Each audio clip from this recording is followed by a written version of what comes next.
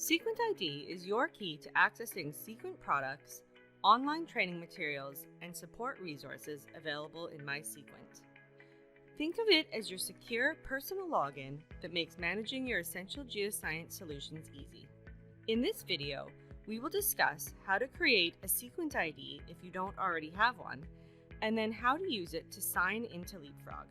We will also cover when and how to release your seat for Leapfrog, depending on your subscription type. To create a Seequent ID, visit my.seequent.com and use your business email address to create one.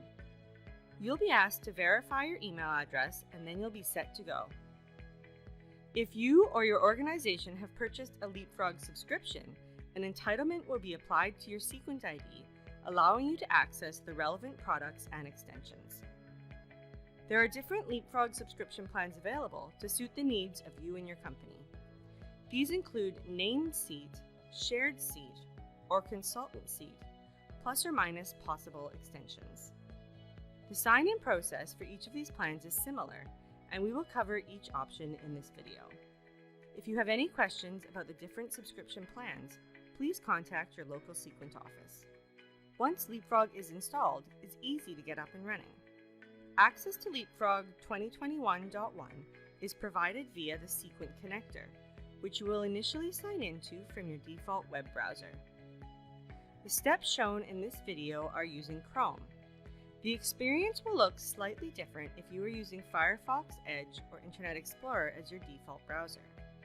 Seequent Connector is a self-updating system tray application that handles the authentication and authorization required to run Seequent applications.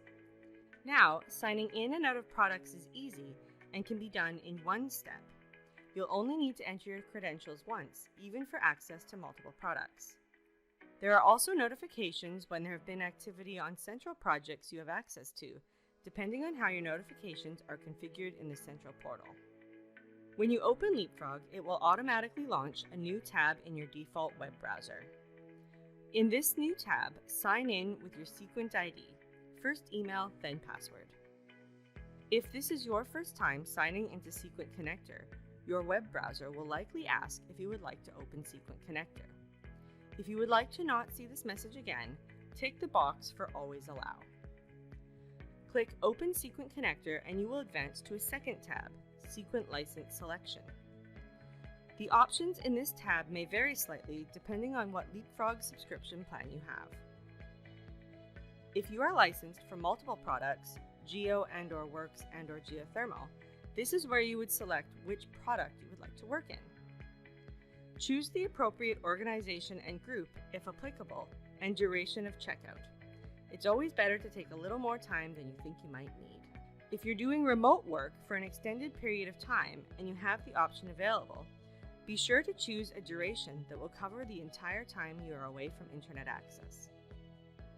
Any extensions available to your group will be listed. Choose the extensions you need for your session.